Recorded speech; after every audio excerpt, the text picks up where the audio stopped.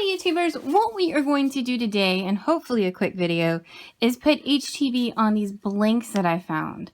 I found these while searching for another project on Amazon. I thought they were so cute with the Buffalo Plaid, and I thought they'd be great for an HTV ornament project. That would be a really quick video and a quick project for you. This would be really great, especially if you needed to give a little ornament to a lot of people, because you could pop these out really quick. Like if you want to do a Sunday school class or like a teacher or something like that, or if you need something for like a neighbor, these are great. You can do them really quick. They're also a good scrap buster. So let me go show you what you need. All right, so this is real basic here. You need these little guys or some kind of wood ornament. Any kind will work. But these specific ones I got off Amazon. I'll leave a link in the description below. But I got 48 of them for 15 bucks. And then they also came with strings so that you can put them up on the tree. And then I'm doing this with scraps of HTV. I just don't generally like adhesive vinyl. I don't use it that often. So HTV is what I have in scraps. And so that's what we're using. And my heat press, easy press will work too. You could also, it looks like, use even adhesive vinyl. For the adhesive vinyl, I would probably keep it a bit of a fatter image. I would imagine something really stringy would kind of have a bit of a hard time sticking to this. Oh, and this is called, my local place calls it Spectrum, but it's holographic vinyl.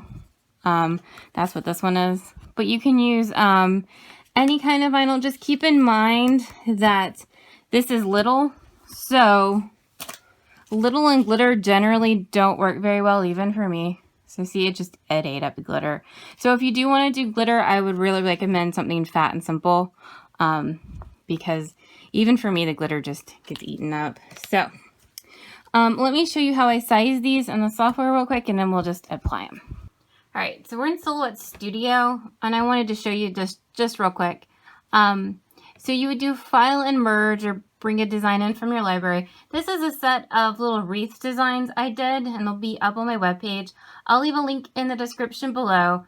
And what I did is I chose to go with the fat ones, the filled-in ones, because I thought the little detailed, the ones with the open spacing would be, wouldn't show up as well on the pattern.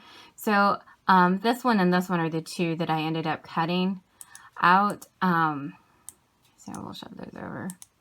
So the little ornaments are 2.75 inches big. So you can hold down your shift key.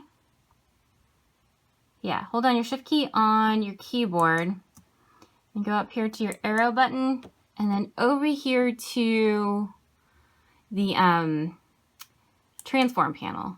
And the second one is your scaler tool, and then we can type in 2.75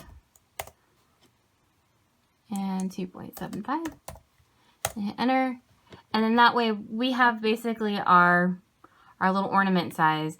And then you can just size down your ornaments and then fill them in, and you can just size them down using the arrow keys.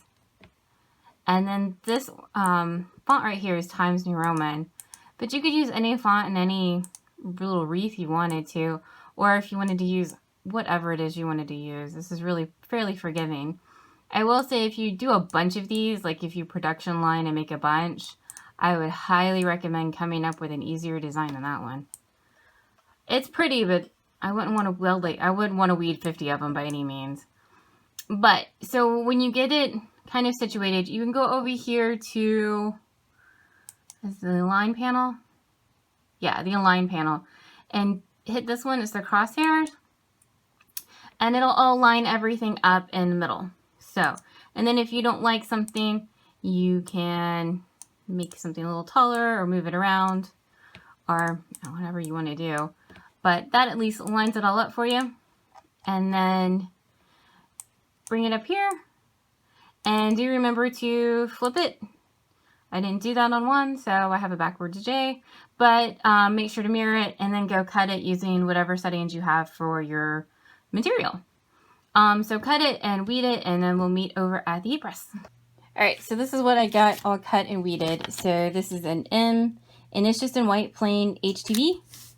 And then this is my O in the holographic vinyl. And then this is my backwards J in black. I might press it just to see what it looks like. I seem to like the white colors a little bit better. The heat press is set to 310 degrees for 10 seconds. Alright, so the heat press is 310 for 10 seconds, and I've got, this is a Teflon sheet, and then I'm covering it with another Teflon sheet, just as some extra insurance. Sometimes the wood, when it gets hot, can leak. These seemed really well sealed, so it's probably not a problem. So 10 seconds, and basically you're just going to see if it stuck. If it didn't, we can close the heat press and try it again to see that stuck. I would close it just one more time for a couple seconds without the carrier sheet, just as a little extra insurance. And there we go.